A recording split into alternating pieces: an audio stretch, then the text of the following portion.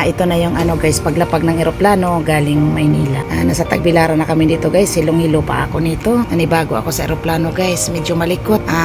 Bakasyon ako nito guys. 5 days lang dahil birthday ng nanay ko. 83 birthday niya. So surprisahin namin siya guys. Kami lang ni Loverboy kasi may pasok pa yung mga bata. Yan, pababa na kami dyan. Kukunin na ni Ado yung bagahe namin kasi may dala kami dyan mga wire guys para sa chapel ng simbahan sa aming lugar. Donate ng aking big boss brother.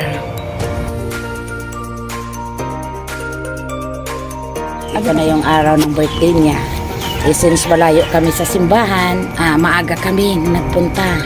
Yan, matagal na kasi siya hindi nakapagsimba guys kasi nga yung tuhod niya masakit. Pero sa awa ng Diyos, pwede na siya makalakad uli. Yan, tuwang-tuwa siya. Papunta na kami dyan sa simbahan. Since sa bundok sa amin, bababa kami. At nagbayad pa ako dyan ng bao-bao. Bao-bao kasi ang tawag dun sa amin guys, yung ganyang sasakyan. Tapos ayan, dumating yung mga kapatid ko. Yan, yung panganay namin, yung pangalawa. Yan, galing na kami dyan sa simbahan. Hindi ako nakapag-video-video kasi ako yung taga-alalay sa kanya. Nakasimba na nila sila. Yan paakyat na kami dyan, pauwi na kami. Tapos yan, naghanda na ng lulutuin para sa birthday niya. Hindi lang talaga na-videohan guys yung pagdating namin. Kasi sobrang busy na sobrang natutuwa siya kasi di niya akalain.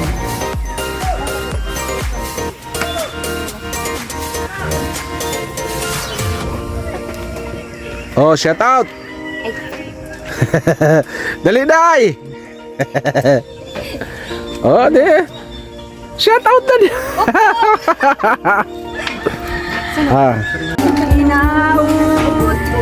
Day, tawag Jima. Ito guys, hindi ko alam na kakantahan pala si nanay ng Manyanita.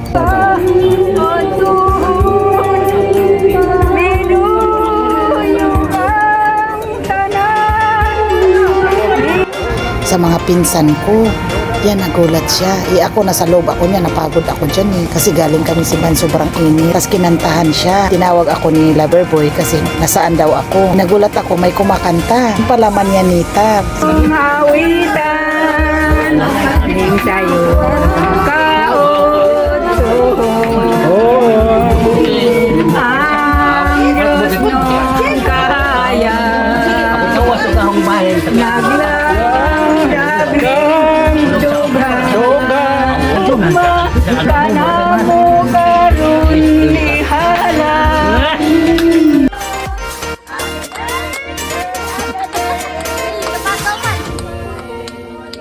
ay kapoy naman. Igutom na kanta. Magpapicture na tayo. So, ano, dali ka.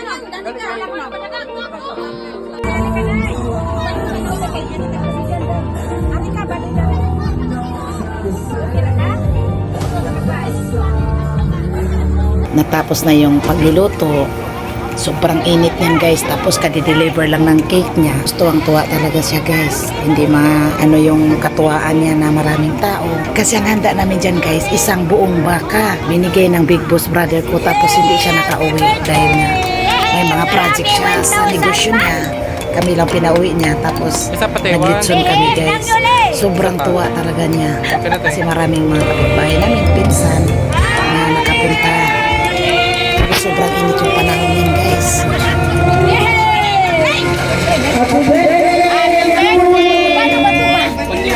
Puspuro!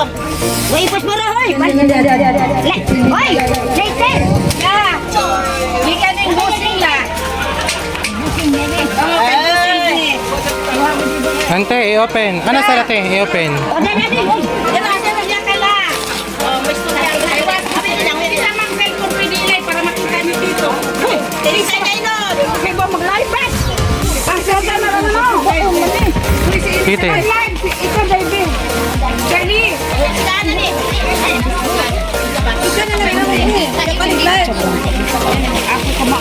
Ikaw, te. Sa picture sa te. Isa pa. Nakabidyo ka lang? Oo, nakabidyo ko. Suluan mga picture yung take nilo na yung buong ganun. Like off ka. Hindi ara? Ano cake? Picture mo muna ka. Picture mo na. Tangan mo na. Smile!